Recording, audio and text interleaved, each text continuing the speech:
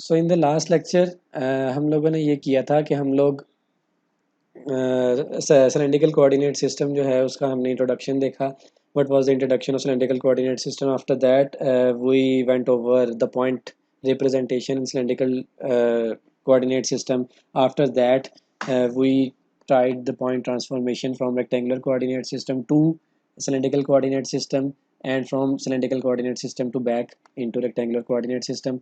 उसके बाद हम लोगों ने ये देखा कि अगर दोनों वेक्टर्स जो हैं हमें दो वेक्टर्स के साथ हमें खेलने का मौका मिले और वो दोनों वेक्टर्स सेम प्लेन के अंदर हों तो हम हमारी जो एडिशन सब्ट्रैक्शन और मल्टीप्लिकेशन है वो किस तरह से होगी, वो कन्वेंशनल मेथड से ही होगी. फिर हमने ये देखा कि अगर दोनों वेक्टर्स जो हैं they are in different coordinate systems तो फिर हम इसको किस तरह से मैनेज कर सकते हैं, इसको हम किस तरह से आगे लेके बढ़ सकते हैं. हमने कहा था कि हमारे पास दो चॉइसेस हैं कि या तो हम सिलेंड्रिकल कोऑर्डिनेट सिस्टम वाले को हम रेक्टेंगुलर में ट्रांसफॉर्म कर लें और फिर एड अप और जो भी अरिथमेटिक ऑपरेशन उसके ऊपर अप्लाई करना चाहते हैं वो कर लें. और द सेकंड ऑप्शन वाज कि हम ये देखें कि हमारे पास जो क्या उसका नाम है रेक्टेंगुलर कोऑर्डिनेट सिस्टम के अंदर है हम उसको सिलेंड्रिकल कोऑर्डिनेट सिस्टम के अंदर ले जाएं. अब एंड पे हमारे पास दोनों सिलेंड्रिकल के होंगे तो हम उसको कन्वेंशनल मेथड से उसके ऊपर अरिथमेटिक ऑपरेशन जो है वो परफॉर्म कर लें.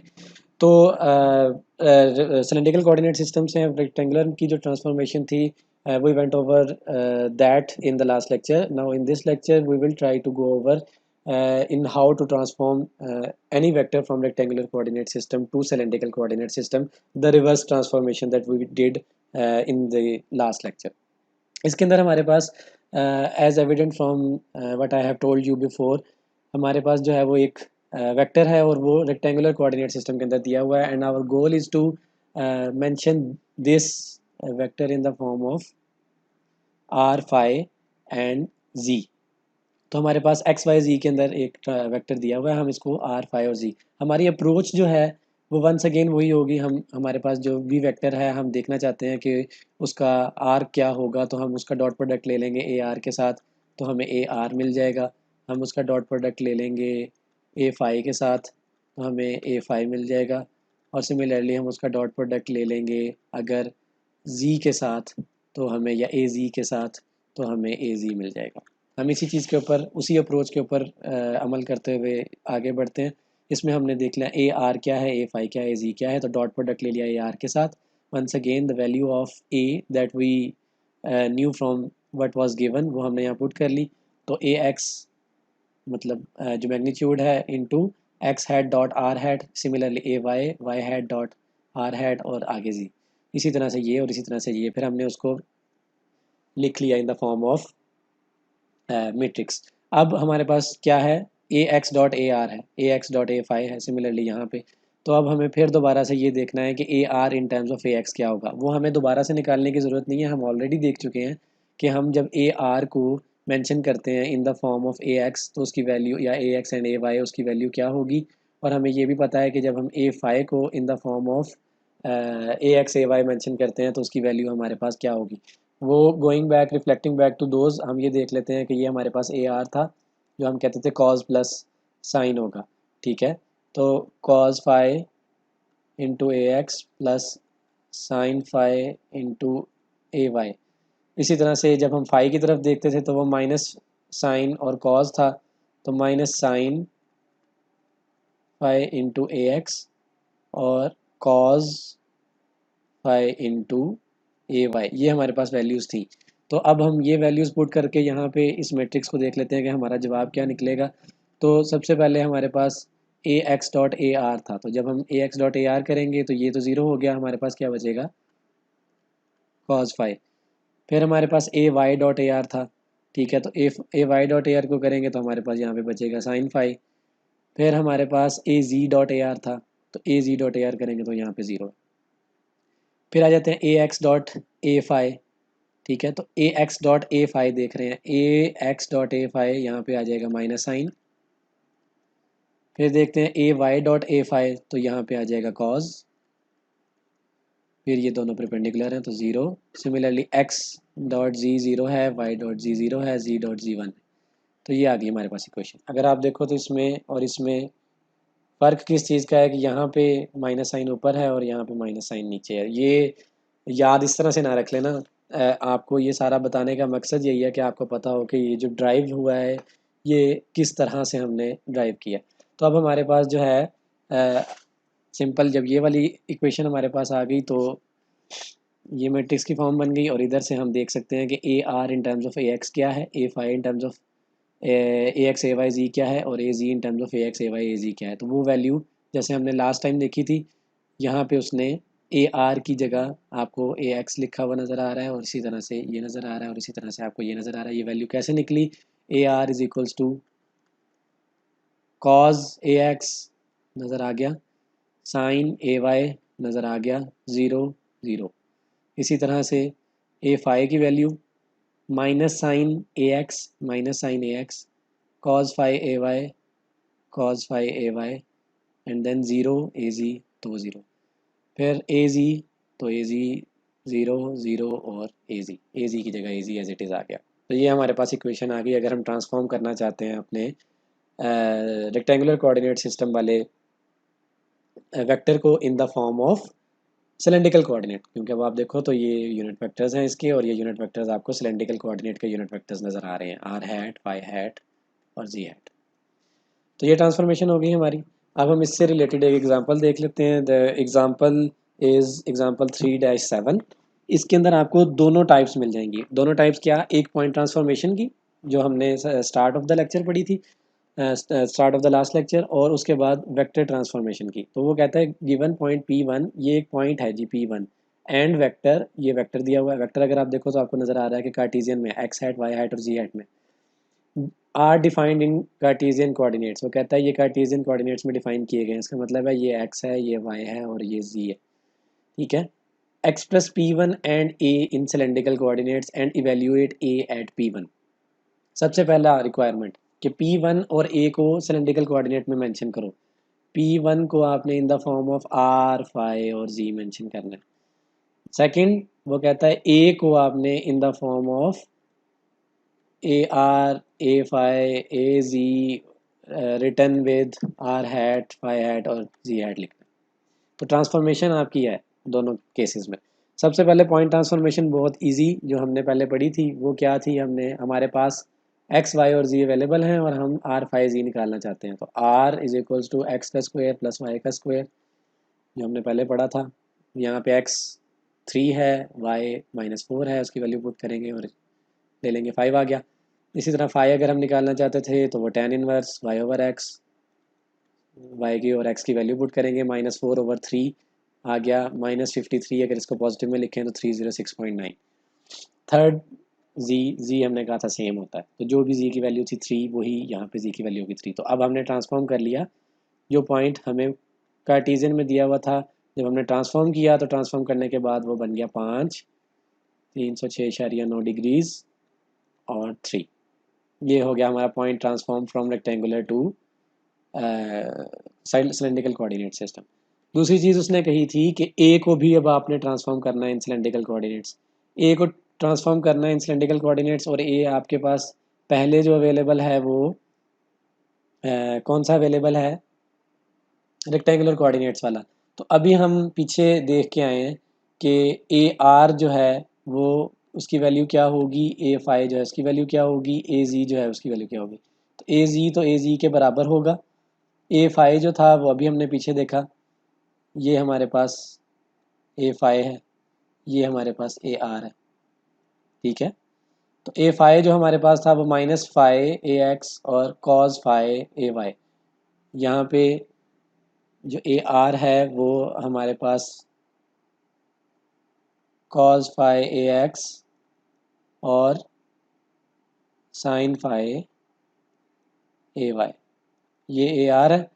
ए फाई जो है वो हमारे पास ये मेंशन्ड है -sin phi A X plus cos phi A Y.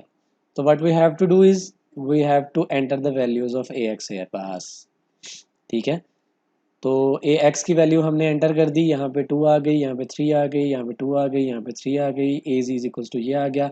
अब हमने ये सारी के सारे को इकट्ठा करके लिख दिया, ये देखें ये हमारे पास वेक्टर बन गया। अब ये वेक्टर जो है ये ट्रांसफॉर्म हो गया, ये वाला वेक्टर था जो हमारे पास था उसके अंदर, रेक्टेंगुलर कोऑर्डिनेट सिस्टम के अंदर, now it is transform to cylindrical coordinate system and it is mentioned here. तीसरी चीज़ उसने कही है इवेल्यूएट ए एट P1। वो कहता है अब ए को इवेल्यूएट करो एट P1। तो एट P1 हमारे पास फाई की वैल्यू 306.9 है जो हमने निकाली हुई है ये, ठीक है। तो हम क्या करेंगे, फाई की वैल्यू यहाँ पे पुट कर देंगे, फाई की वैल्यू पुट करेंगे तो ऑब्वियसली ये सिंप्लीफाई हो जाएगा, सिंप्लीफाई होकर ये बच जाएगा। ये है जी हमारी, हमने इवेल्यूएट कर दिया इसको at the point which was given there, ठीक हो गया। अच्छा जी तो ये एग्जांपल हमारी सॉल्व हो गई, इसके अंदर हमारी सारी की सारी ट्रांसफॉर्मेशन जो थी वो हमने कर ली। फिर आ जाते हैं हम अब differential length, differential surface area and volume की तरफ। तो ये वो चीज़ है जो हमने ऑर्थोगोनल कोऑर्डिनेट सिस्टम के अंदर उसके भी एंड के अंदर हमने की थी, और मैंने आपको कहा था कि ये बहुत ज़्यादा समझना जो है वो ज़रूरी है। उसके केस में हमने एक क्यूब देखी थी, क्योंकि हमारे पास वहाँ पे रेक्टेंगुलर कोऑर्डिनेट सिस्टम था, तो हमारे पास तीनों लेंथ्स थी और तीनों लेंथ्स के अंदर ये क्यूब बन सकती थी या रेक्टेंगल या इस तरह की चीज़ें। अब हमारे पास क्योंकि सिलेंड्रिकल कोऑर्डिनेट सिस्टम है तो we have to take differential length, differential surface area and volume in the form of cylindrical coordinate system. तो डिफरेंशियल लेंथ का वेक्टर जो है वो हमारे पास क्या है जी, वो ये कह रहा है जी डिफरेंशियल लेंथ। उसके केस में हमारे पास थी D L X hat D X plus Y hat D Y plus Z hat D Z. इसके केस में हमारे पास जो डी एल वैक्टर है वो बेसिकली तो ये कंपोनेंट्स थे जो उस डायरेक्शन में होते हैं, लेंथ्स थी। इसमें अगर हम लेंथ देखना चाहें तो एक लेंथ बनेगी डी आर वाली, ठीक है, D R which is in the direction of R dash, वो लिख लिया उसने। दूसरी लेंथ हमारे पास बनेगी, तीसरी बनेगी डी जी जो इन द डायरेक्शन ऑफ जी है। ये एक ट्रिकी पार्ट है, यहाँ पे जो लेंथ आएगी वो एक ट्रिकी पार्ट है। ट्रिकी पार्ट क्या है कि हमारे पास तीसरा पैरामीटर फाई था और फाई इज़ एन एंगल, ठीक है, it is not a length, ये लेंथ नहीं है, ये एक एंगल है। तो अगर हम लेंथ निकालना चाहते हैं कि लेंथ क्या होगी तो वो हम कैसे निकालेंगे, इसके लिए आपको ये लाजमी है समझना कि जो लेंथ होती है, जो ये लेंथ है या जो ये लेंथ है, this length is not just the function of phi. ये लेंथ जो है सिर्फ फाई पे डिपेंड नहीं कर रही, फाई पे डिपेंड ज़रूर कर रही है लेकिन सिर्फ फाई पे डिपेंड नहीं कर रही। मतलब अगर हम यहाँ से यहाँ तक की बात करें तो हम ये नहीं कह सकते कि अगर हम डी फाई लिखें तो वो इस लेंथ को जो भी वो होगा उसको केटर कर लेगा। डी फाई का मतलब क्या है कि एक लाइन ये है, इसका एक्स एक्सिस से हमने देखा ये फाई वन आ गया, और एक लाइन हमारे पास दूसरी थी, इसका हमने देखा ये फाई टू आ गया। इसका मतलब हुआ कि ये जो दोनों दरमियान है में है ये चेंज इन फाई है, तो हम इसको डी फाई कह सकते हैं। तो ये चेंज इन एंगल ज़रूर है लेकिन ये लेंथ नहीं है। क्यों? क्योंकि इसमें एक और चीज़ है दैट कम्स इनटू अकाउंट। वो क्या है कि ये लाइन कितनी बड़ी है, ठीक है, this line R right here. अगर ये लाइन छोटी होगी तो डी फाई का इफेक्ट जो लेंथ वो बना रहा होगा वो थोड़ा होगा। ये लाइन बड़ी हो गई तो ये जो अब जो लेंथ बना रहा है ये उतना बड़ा हो गया। ये लाइन अगर और बड़ी हो जाएगी तो ये लेंथ और बड़ी हो जाएगी, ठीक है। अगर ये फर्ज कर लेते हैं, इसको हम आगे ले आते हैं, लेंथ हमारी इंक्रीज़ होकर यहाँ आ जाती है और ये लेंथ इंक्रीज़ होकर यहाँ आ जाती है। तो ऑब्वियसली अब जो हमारे पास ये बन रही होगी ये इससे बड़ी होगी, ये इससे, ये वाली इससे बड़ी है और ये वाली इससे बड़ी होगी। क्यों? क्योंकि आर हमारा बढ़ता जा रहा है। यहाँ पे आर ये छोटा वाला था, यहाँ पे आर बड़ा वाला है, ठीक हो गया। तो ये डी आर हम इसीलिए कह रहे थे ना कि एक आर ये था, एक आर ये था, ये चेंज इन आर है, सही हो गया। तो इसका मतलब ये हुआ कि ये जो साइड है, ये जो साइड है, it is not just the function of D phi but it is also the function of R, कि आर कितना है। तो लेंथ जो है वो हमारी जो बनेगी ये वाली, वो मिलके बनेगी आर इंटू डी फाई। जितनी भी लेंथ होगी उसको आप मल्टीप्लाई करोगे चेंज इन एंगल से तो आपको ये लेंथ मिलेगी, ये वाली लेंथ, ठीक है। तो ये साइड अब आर डी फाई है, ये साइड डी जी है, चेंज इन जी, ये वाली once again R D phi है और ये वाली डी जी है, ये वाली जो है वो डी आर है, ठीक हो गया। अब आपके पास तीन साइड्स हैं इसके अंदर, अब आपको पता लग जाना चाहिए डिफरेंशियल के अंदर। एक साइड आपके पास डी आर है, एक साइड आपके पास डी जी है और जो थर्ड साइड है वो आर डी फाई है। ये अब आपके पास आ गए तीन पैरामीटर्स, तीन साइड्स। अब आप इसको देख सकते हो। अब डिफरेंशियल लेंथ की जब आप बात करोगे तो आ गया R hat D R plus phi hat R D phi plus Z hat D Z.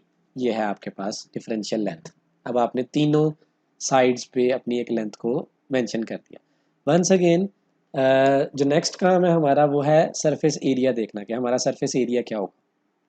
ठीक है, अब सरफेस एरिया को अगर आप देखना चाहोगे तो सरफेस एरिया हमने कहा था कि वो डिपेंड करता है कि हमारा पर्सपेक्टिव क्या है, हम किस साइड से देख रहे हैं। Once again we have three dimensions, तो इसका मतलब है तीन डिफरेंट एरियाज होंगे। एक डी एस आर होगा, एक डी एस फाई होगा, एक डी एस जी होगा। तो डी एस आर के लिए क्या है कि हम आर से देख रहे हैं। आर क्या है? आर हमारा है जो ये आउटवर्ड्स है, हम यहाँ से देख रहे हैं। ये काफ़ी ज़्यादा हो गया, यहाँ पे मैं ये चीज़ें थोड़ी सी रिमूव कर दूँ ताकि आपको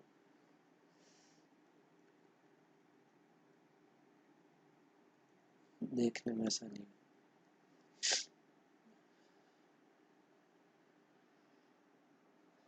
ठीक है।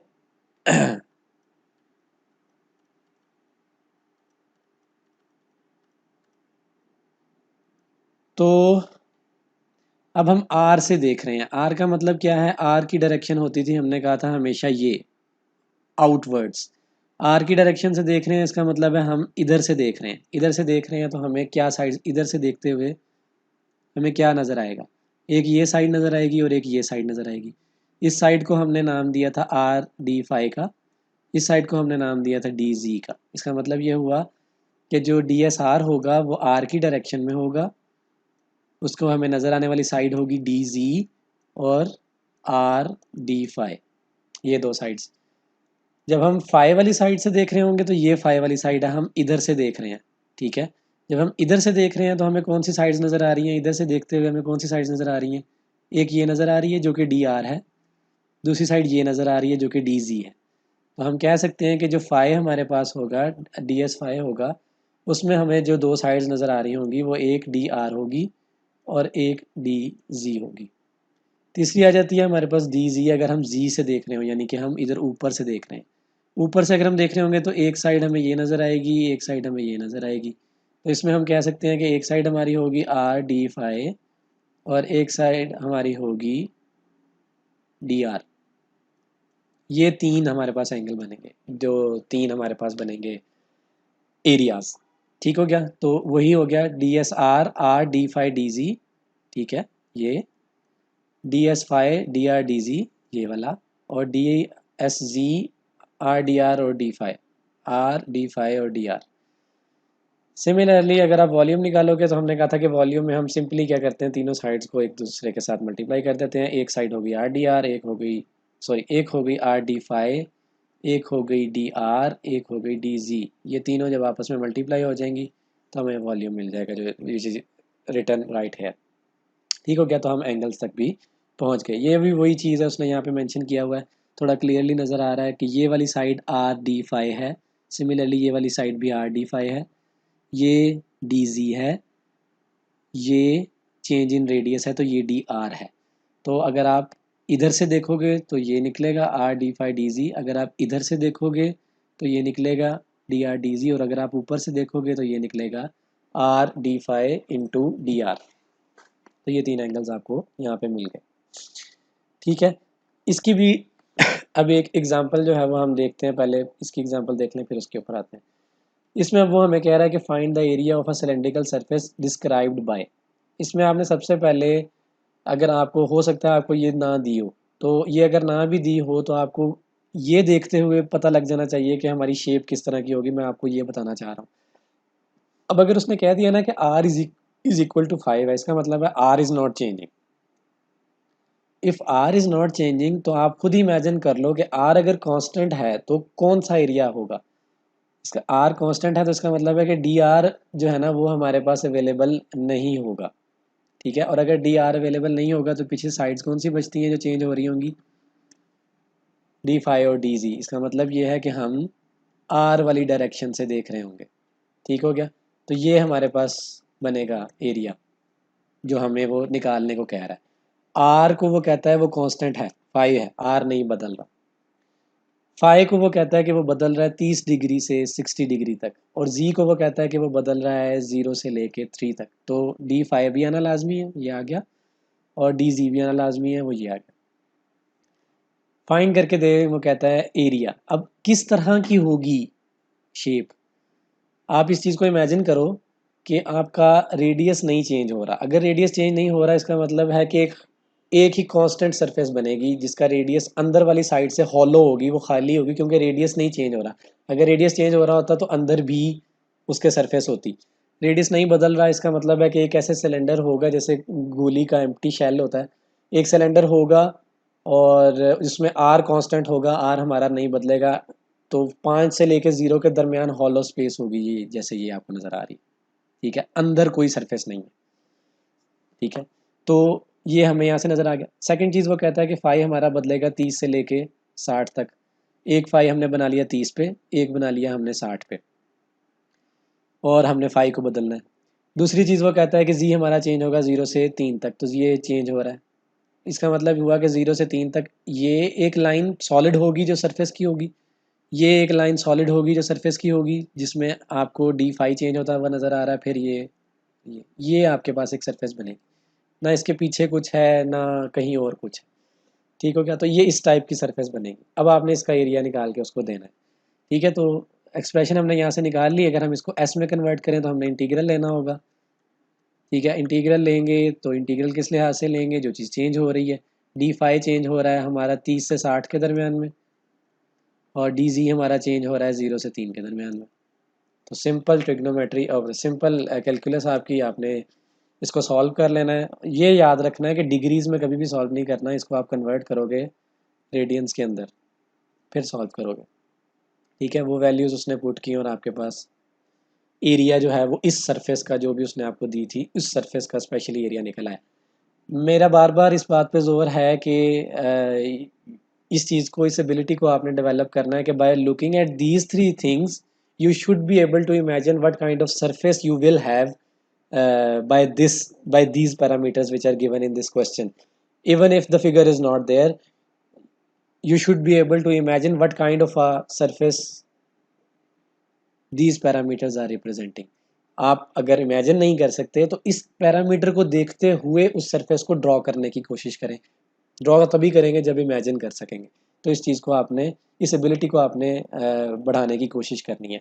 सेकेंडली आपने ये लाजमी करना है कि इससे रिलेटेड जितने क्वेश्चंस हैं साथ साथ आपने उनकी प्रैक्टिस करते जानी है। यहाँ पे एक बड़ी सिंपल सी एग्जांपल है जिसके अंदर उसने आपको एक्स वाई जी एक्सेस के ऊपर एक सर्कल दिया हुआ है, और इस सर्कल के ऊपर उसने एक पॉइंट P2 यहाँ लगाया हुआ है और एक पॉइंट उसने जी एक्सिस के ऊपर लगाया हुआ है। जी एक्सिस पे लगाने का मतलब यह है कि at this point r is also 0 and phi is also 0 but it has some height। तो P1 जो है वो 00h, P2 जो है वो r0 phi नॉट और 0 दिया हुआ है। 0 क्यों दिया हुआ है, क्योंकि इस जगह पे अगर आप देखो तो हाइट 0 है, ये ओरिजिन वाली जगह पे। ठीक है, हाइट नहीं है इसकी। वो कहता है जी कि मुझे एक्सप्रेशन निकाल के दो यूनिट वेक्टर की, किस वेक्टर की, ए की। इस पॉइंट से लेके इस पॉइंट तक एक वेक्टर उसने ड्रॉ किया, उसको उसने ए का नाम दिया। वो कहता है मुझे ना ये ए हैट निकाल के दो। ए हैट निकालने के लिए मुझे सबसे पहले ए का पता होना ज़रूरी है कि ए क्या है। ए निकालने के लिए हम देखेंगे कि पोजीशन वेक्टर्स का सहारा लेंगे। ठीक है, पोजीशन वेक्टर्स क्या, हम कहते थे कि हम देखते हैं कि किस पॉइंट से किस पॉइंट तक जा रहा है, तो फिर हम वहाँ से उसकी वैल्यू जो है वो बड़ी इजीली निकाल सकते हैं। इसके अंदर हम ये देखेंगे कि यहाँ पे उसने कहा हुआ है हमें कि OP2 जो है वो इज इक्वल्स टू है OP1 प्लस ए के, यानी कि ये जो OP2 है वो कहता है ये जो लाइन है ये बेसिकली OP1 एक वेक्टर ये प्लस एक वेक्टर ये ए, इन दोनों का जो सम है आपके पास वो आपके पास OP2 है। तो उसने वो यहाँ पे लिख लिया। यहाँ से वो ए निकालना चाह रहा है बेसिकली। ए को उसने किस तरह निकाला, OP1 को उधर ले गया, तो OP2 माइनस OP1। अब OP2 क्या होना चाहिए, OP2 होना चाहिए R0 minus 0, phi naught minus 0, 0 minus 0। और OP1 क्या होना चाहिए, वो हमारे पास होना चाहिए 0 माइनस 0, 0 माइनस 0 और ये माइनस h। ठीक है, अभी जो प्रॉब्लम हमें यहाँ पे फेस करने को मिलेगी वो ये मिलेगी कि आप जब इसका ये यूनिट वेक्टर देखोगे, ये वेक्टर देखोगे ए का OP2 में से OP1 को माइनस करोगे तो आपको नज़र आएगा कि यहाँ पे फाई वाली टर्म ही नहीं है। ठीक है, तो फाई वाली टर्म को वो यहाँ पे मेंशन नहीं कर रहा। ये एक ट्रिक है इस एग्जांपल के अंदर, और ये सिर्फ इस एग्जांपल के अंदर नहीं है, ये बल्कि एक कन्वेंशन है जिसको आपने थ्रू आउट फॉलो करना है हमेशा। वो कन्वेंशन ये है कि जो एक्सप्रेशन ऑफ ए है this is independent of phi naught, उसमें फाई नॉट वाला फंक्शन जो है वो नहीं आएगा। उसकी रीज़न क्या है? वो रीज़न ये है कि जब हम इस पॉइंट की बात कर रहे हैं और जब हम ये कह रहे हैं कि एक वेक्टर है वो यहाँ से गुजर रहा है और इस पॉइंट में से जा रहा है, तो it is evident, it is imminent, it is necessary कि जो फाई होगा वो हमेशा फाई नॉट ही होगा, क्योंकि अब ये पॉइंट फिक्स्ड है स्पेस के अंदर। जब भी ये यहाँ से गुजरेगी, इससे जो लाइन हम ओरिजिन से यहाँ तक लगाएंगे उसका एक्स एक्सिस के साथ एंगल फाई नॉट ही लगेगा। वो ऑलरेडी एविडेंट है, वो ऑलरेडी इमिनेंट है इसको देखते हुए। तो वो चीज़ जो है वो इसका फंक्शन नहीं है, इसलिए फाई को हम यहाँ पे मेंशन नहीं कर रहे। ठीक है, तो we note that the expression of A is independent of phi naught, that is all the vectors. पहली तो बात ये कि आप अगर यहाँ से देखो और ये पॉइंट अगर आप पूरे सर्कल में घुमाना शुरू कर दो तो ये वेक्टर की जो लेंथ है ना, जो मैग्नीट्यूड है, वो तो हमेशा यही रहेगा, वो चेंज नहीं होगा। आपको पता है कि वो सेम रहेगा, वो चेंज नहीं होगा। ठीक है, और अगर हम कहें कि नहीं ये वेक्टर जो है वो इसी पॉइंट में से गुजरना है, तो इसका मतलब ये हुआ कि एट दिस पॉइंट हमेशा जो एंगल बनेगा वो फाई नॉट ही बनेगा। तो all the vectors from point P1 to any point on the circle defined by r is equals to R naught, जिसमें r हमारा कांस्टेंट हो एक्स वाई प्लेन के अंदर, वो हमेशा सारे वेक्टर इक्वल होंगे सिलेंड्रिकल कोऑर्डिनेट सिस्टम के अंदर। और जो एम्बिगिटी है इसको हम एलिमिनेट कर सकते हैं ये स्पेसिफाई करके कि ए यहाँ पे मेंशन किया हुआ है उसने कि वो पॉइंट 2 से गुजरेगा। तो जब वो पॉइंट 2 से गुजरेगा तो हमेशा जो फाई होगा उसका वो फाई नॉट के बराबर होगा। इसलिए हम फाई वाले पार्ट को यहाँ से निकाल देंगे। OP2 में से OP1 जब हम निकालेंगे तो हम बेसिकली इसमें से इसको माइनस कर रहे हैं, इसमें से इसको माइनस करेंगे तो यानी R0 माइनस ज़ीरो, ये आ गया R वाली डायरेक्शन में, प्लस फाई नॉट हमने लिखना नहीं है, और 0 माइनस एच ये आ गया हमारा जी की डायरेक्शन में। तो ये बना R0 R हैट माइनस जी हैट एच। ये हमारे पास जो बना है ये बेसिकली ये वेक्टर है R हैट R0 माइनस जी हैट एच, ये एक ही वो है। और अब अगर हम इसका यूनिट वेक्टर निकालना चाहते हैं तो सिमिलरली जैसे हम पहले करते थे, ए वेक्टर को ऊपर रखा और उसके मैग्नीट्यूड को नीचे रखा और हमें यूनिट वेक्टर जो है वो हमें यहाँ पे मिल गया। तो इसके अंदर जो है वो आपने ये चीज़ जहन में रखनी है, और इस कन्फ्यूजन में आपने हमेशा नहीं पढ़ना। इसकी एम्बिगिटी को आपने क्लियर रखना है कि जब तक आपके पास पॉइंट कांस्टेंट है जिसमें से वो वेक्टर गुजर रहा है, तो उस पॉइंट के ऊपर हमेशा जो फाई है वो वही बनना है। इसलिए वो फाई जो है वो कभी भी उस वेक्टर का फंक्शन नहीं होगा। आप अक्सर इस चीज़ को आगे जब डिफरेंट न्यूमेरिकल सॉल्व करोगे रिलेटेड टू दिस, उसके अंदर आप देखोगे तो आपको फाई नज़र नहीं आएगा। ये एग्जांपल बहुत सिंपल थी और इसको करवाने का मकसद मेरा यही था कि ऐसा ना हो कि जब आप मूव करो एक्सरसाइज क्वेश्चंस की तरफ और वहाँ आपको फाई नज़र ना आए डिस्टेंस वेक्टर निकालते हुए, तो आप परेशान हो जाओ कि ये फाई क्यों यहाँ पे मेंशन नहीं किया गया।